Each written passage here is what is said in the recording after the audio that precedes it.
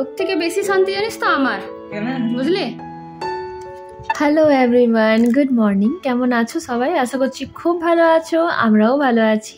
আজকে আমার ব্লগটা শুরু হচ্ছে একদম পুরী জগন্নাথের প্রসাদ দিয়ে। এটা আমাকে দাদা দিয়ে গেল। অ্যাকচুয়ালি দাদারই কোনো অফিসের কলিগ হয়তো পুরী গিয়েছিল, তো ওই হয় না যে প্রসাদ মিলে বেটে খেলে তবেই ভালো হয়। তো মারা রেখেছে আর আমাদের জন্য এই যে পাঠিয়ে দিয়েছে এই টুকরি শুদ্ধ। আমাদের প্রসাদ নেওয়ার পরে একটুখানি রেখে দিলাম আমার কাজের মাসির জন্য। মাসির আবার পুরী যাওয়ার খুব শখ, তাই ভাবলাম প্রসাদ যখন এসছে মাসিকেও একটু দিই। আর এই হলো মায়ের হাতের মোচা রান্না। এটাও মা পাঠিয়েছে আজকে। খুব টেস্টি মা বানায়। আর এই মোচা রান্নাটা না মা বেস্ট বানায়। আর দেখো আরও অনেক কিছু এসছে কিন্তু। এই যে কুমড়োর ফুল, আবারও কুমড়োর ফুল এসছে পকোড়া খাওয়ার জন্য। আর এটাতে কি আছে জানো? কলমি শাক। মায়ের বাড়িতে কলমি শাক এসছে, তা মা আমার জন্য না পাঠিয়ে কি করে থাকে, তাই দেখো ধুয়ে কেটে একদম পাঠিয়ে দিয়েছে। একবার বানিয়ে খেয়েছি, আরও 2-3 বার তো হয়েই যাবে, কারণ কলমি শাকটা শুধু আমিই খাই আমার বাড়িতে। এখন দুপুরে 4:30 বাজছে। দুপুরই বললাম, বিকেল এখনো হয়নি, 5টা 5:30টার আগে তো বিকেল হয় না। যাই হোক, অরিন্দম গেছিলো একটু অফিসে কাজে, আমার জন্য দেখো মুংফালি নিয়ে এসছে। গরম গরম ভাজছিল মনে হয়, কারণ হাত দিয়ে বুঝতে পারলাম এগুলো বেশ এখনও গরম আছে। আর আজকে দুপুরে আমি এখন বসে আছি এই জন্য, কারণ ছেলে পড়ছে। ছেলেকে এখন পড়তে ছেড়ে দিয়ে তো আমি গিয়ে শুতে পারি না, তাই ওর সাথে আমিও বসেছিলাম। তাই অরিন্দম ফিরবার সময় এগুলো নিয়ে আসলো, এখন বসে খাই। আজকে হলো নেক্সট ডে। অরিন্দম এখন পুজো টুজো করে অফিস বেরোবে ছেলেকে স্কুল ছেড়ে। ছেলের পুজো কিন্তু অনেকক্ষণই হয়ে গেছে। আর আজকে ছেলের লাস্ট এক্সাম। এই যে আজকে এনার এক্সাম শেষ। কি খুশি না? তো এখন এই যে 7:30 বাজতেই চলেছে, 7:30 বাজলে বেরোবে, তাই তো? এই যে অরিন্দমের খাবার এখনো পড়ে আছে। ছেলে পুজো টুজো করে খাওয়া হয়ে গেছিল। অরিন্দম পুজো করছিল তাই খাওয়াটা হয়নি, এতক্ষণে খাচ্ছে। আর ছেলে ওখানে কিন্তু নিজে পেন্সিল সার্ভ করছে, আজকে ড্রয়িং এক্সাম আছে।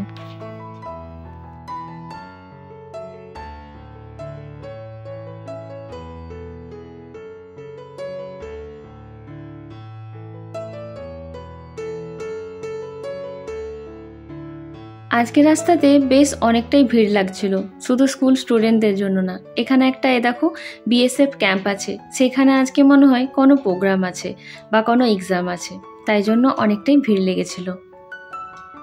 এখন এসেই গেছি স্কুলের রাস্তাতে, আর ওদের স্কুলের রাস্তাতে না পুরো গ্রিনারিতে ভর্তি। আমার ভীষণ ভালো লাগে, এদিকটা দিয়েই মর্নিং ওয়াক করি তো মনে হয় ফুল অফ অক্সিজেন পাচ্ছি। তো এই যে স্কুলের সামনে এসে গেছি, এবার আগে দাঁড়াও ছেলেকে ছেড়ে দিয়ে আসি। এখন ছেলেকে স্কুলে ছেড়ে দিয়ে দুজনে ফিরছি। এবার আমাকে বাড়িতে পৌঁছে দিয়ে অরিন্দম নিজের অফিসের জন্য বেরোবে। এখন বাড়ি এসেই সব থেকে প্রথম কাজ করছি এই যে পায়রাগুলিকে খেতে দিই। এসে নিয়েই দেখছি সবাই ধর্না দিয়ে এখানে বসে আছে, তাই খেতে দিয়ে জানলাটা একটু লাগিয়ে দিলাম, তাছাড়া তো নামবে না। নেমে যায় তবে প্রচণ্ড নোংরা ওড়ায় তো, তাই জন্য আমি একটু জানলাটা লাগিয়ে দিই। আজকে আবার জিতা অষ্টমী হচ্ছে, তাই আমি চান টান করে পুজো না করে কিছুই করতে পারবো না। সকাল থেকে 1 গ্লাস জলও খাইনি। যাই জলদি করে এবার চান টান করি।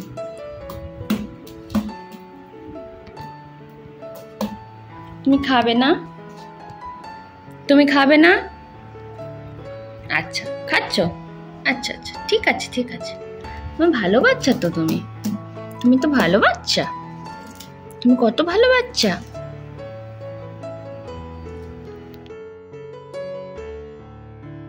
সকালে উঠেই সব থেকে আগে কিন্তু আমি দুধটাকে ফুটিয়ে নিয়েছিলাম, আর রাত্রে থেকেই কিন্তু এই গ্যাসটা আমি পরিষ্কার করে রেখেছি। এখন অরিন্দম চা বানিয়েছিল, সেটাও আবার ধুয়ে রাখলাম।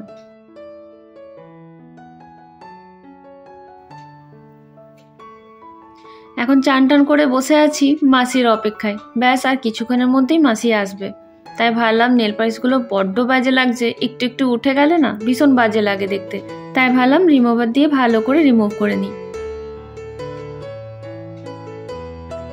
আজকে যেমন জিতা অষ্টমীর ঠিক 15 দিন পরেই কিন্তু দুর্গাপূজা, এর পরের অষ্টমীটাই দুর্গা অষ্টমী। এবছর দুর্গাপূজাটা যেন একটু অন্যরকম লাগছে। আরজি করে সেই ঘটনাটা এখনো পর্যন্ত আমাদের মাথা থেকে নামছে না, আর ঠিক মতো বিচারও হচ্ছে না। এখন আসলাম পুজো করতে। নাড়ুগোপালের জন্য এই জামাটা বের করলাম। আমি তো বলেইছিলাম সব অষ্টমীর জন্য আলাদা আলাদা জামা আমি কিনে রেখেছি, তবে গ্রিনটা ভেবেছিলাম দ্বিতীয়াতে পরাবো, তারপরে আমি তো সেটা রাধাষ্টমীতে পরিয়ে দিয়েছিলাম, তাই রেডটা আজকে বের করলাম। আর এই মুকুটটা ম্যাচিংয়েই মনে হলো, এই মুকুটটা আমার কাছে ছিল তাই বের করলাম। সাথে ওই যে রূপোর চেন যেটা মা দিয়েছিল, আর রইল সব থেকে পছন্দের জিনিস নাড়ুগোপালের ময়ূরপঙ্খী। চলো এবার রেডি করে তারপর দেখাচ্ছি। এই যে আমার নাড়ুগোপাল সুন্দর করে রেডি হয়ে গেছে। দেখতে কেমন লাগছে তোমরাও জানিও।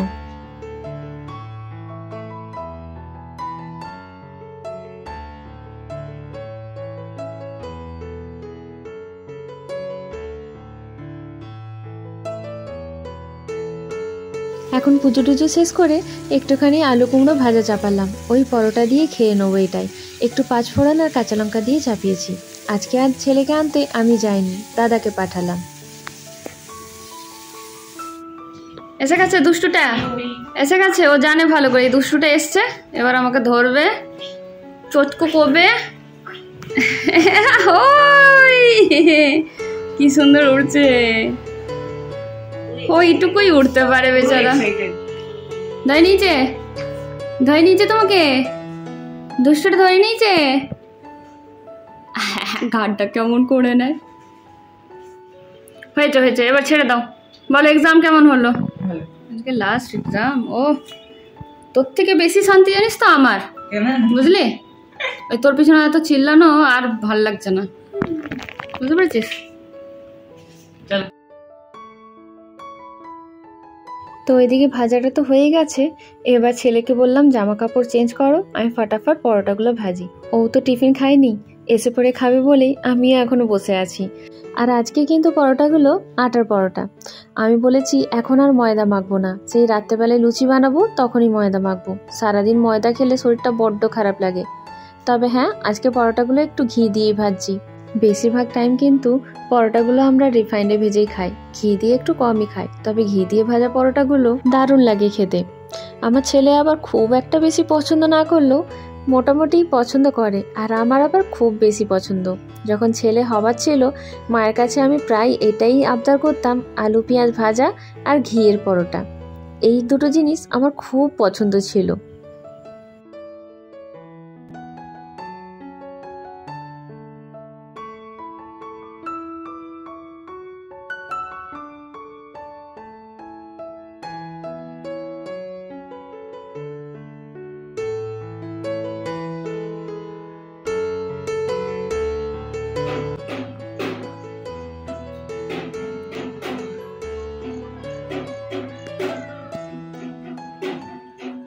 এই শরৎকালের আকাশটার সাথে এই ঢাকের আওয়াজটা কেমন লাগছে বলো তো? মনে হচ্ছে না পুজো একদম দোরগোড়ায় এসে গেছে? তবে দাঁড়াও, একটু পরে আমি দেখাচ্ছি যে ঢাকটা আসলে বাজছে কোথায়।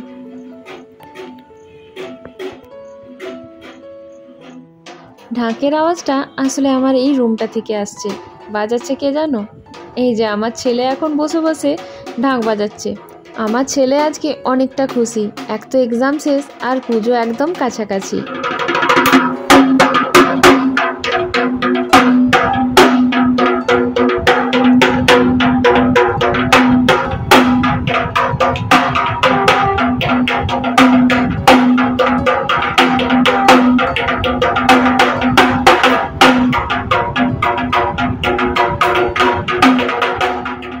তোমরা ধ্যান দিয়েছো কিনা জানি না, তবে এখানে একটা ব্ল্যাক বোতল ছিল, সেটা আজকে মাসির হাত থেকে পড়ে ভেঙে গেল।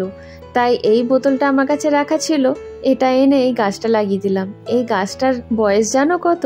প্রায় 5 বছর এখানেই আছে। তাই গাছটা তো সরাতেই পারি না, তাই আরেকটা বোতল জোগাড় করেছি। এখন কিন্তু সন্ধে পেরিয়ে রাতের দিকে আছে, প্রায় 8টা সাড়ে 8টার মতো বাজছে। আজকে আবার কিন্তু একটা সাইক্লোনের হাওয়া চলছে। আর দেখো ঝিপঝাপ বৃষ্টি সেই বিকেল থেকে লাগিয়ে রেখেছে। বাইরে হাওয়াটা আজকে খুব সুন্দর। আর এই মানি প্ল্যান্টটা দেখছো? দাঁড়াও লাইট জ্বালাই। এই যে মানি প্ল্যান্টের এই ডালটা দেখছো? দেখো এখান থেকে পুরো শুকিয়ে গেছে, পুরোটা দেখো কালো হয়ে শুকিয়ে আছে। এই যে এখান অবধি নেমেছে, এতগুলো মানি প্ল্যান্টের মধ্যে খুঁজে বের করা মুশকিল যে এই গাছটার গোড়া কোনটা। যাই হোক, এটা এখানে লেগেছিল না, তো খুব সুন্দর লাগতো দেখতে। পাতাগুলো এই দিকের এখনও ভালো আছে, এখনও মরে যায়নি। তবে এই পাতাগুলোর জন্য আমার অনেক ভিডিও ক্লিপস কিন্তু খুব সুন্দর আসতো। এই পাতাগুলোর আড়াল দিয়ে আকাশটা দেখতে অপূর্ব সুন্দর লাগতো।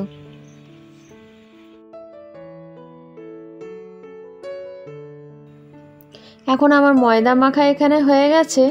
আর দেখো, আজকে ছেলে পানির খাবে বলে খুব জেদ করেছে।